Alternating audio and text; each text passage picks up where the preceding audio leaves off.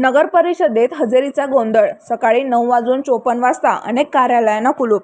वेळेवर कर्मचारी गैरहजर. कर भरण्यासाठी नागरिकांची गर्दी. थंब मशीन सुरू करण्याची मागणी. शासनाने निश्चित केलेल्या कार्यालयीन वेळेचे पालन न केल्यामुळे दिग्रस नगर परिषदेत नागरिकांना नाहक त्रास सहन करावा लागत असल्याचे चित्र सोमवारी दिनांक 9 मार्च सकाळी पाहायला मिळाली. सकाळी 9:54 वाजता नगर परिषदेत अनेक विभागांचे कार्यालय बंद असल्याचे आढळून आले. त्यामुळे कामानिमित्त आलेल्या नागरिकांना बराच वेळ प्रतीक्षा करावी लागली. माहितीनुसार सामान्य प्रशासन विभागात हजेरी घेण्यासाठी नेमलेले अल्ताफ हनीफ हे त्यावेळी उपस्थित नव्हते आणि कार्यालयाला कुलूप लावलेले होते. उपमुख्य अधिकारी बारे हे बांधकाम विभागाच्या कार्यालयात बसून कर्मचाऱ्यांची वाट पाहत होते. काही शिपाई मात्र उपस्थित होते. आरोग्य विभागाचे धीरज जाधव यांच्यासह आरोग्य विभागातील कर्मचारी वेळेवर उपस्थित होते. मात्र बांधकाम विभागात फक्त एक शिपाई हजर होता, तर अभियंता अक्षय राठोड हे अनुपस्थित होते. लेखपाल रहीम यांच्या कार्यालयालाही कुलूप असल्याने कर व भाडे भरण्यासाठी आलेले नागरिक कोणाकडे पैसे जमा करावेत याबाबत संभ्रमात पडले होते. यामुळे अनेक नागरिकांना ताटकळत उभे राहावे लागले. भांडारपाल इरफान अमानुल्ला खान हे देखील त्यावेळी गैरहजर असल्याचे आढळले. तसेच बाजार विभागाचे शिपाई गोपाल किसरवार यांच्यासह संपूर्ण कर्मचारी गैरहजर होते.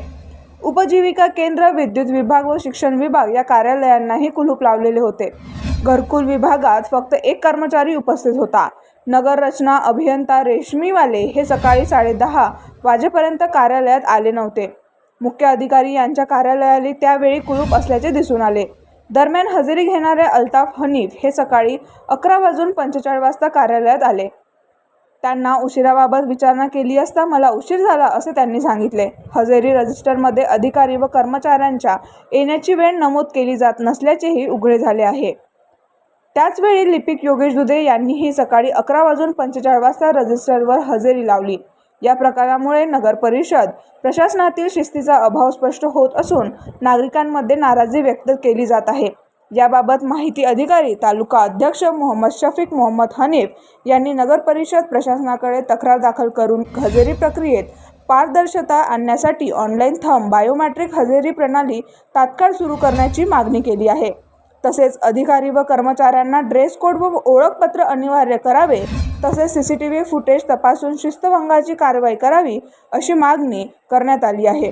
नगर परिषद प्रशासनाने कारभारात सुधारणा न केल्यास 27 मार्च रोजी आत्मदहन आंदोलन करण्याचा इशारा मोहम्मद शफीक मोहम्मद हनीफ यांनी दिला आहे. तसेच तक्रार केल्यामुळे आकासापोटी कारवाई होण्याची शक्यता असल्याने तक्रारदारास संरक्षण देण्याची मागणीही करण्यात आली आहे.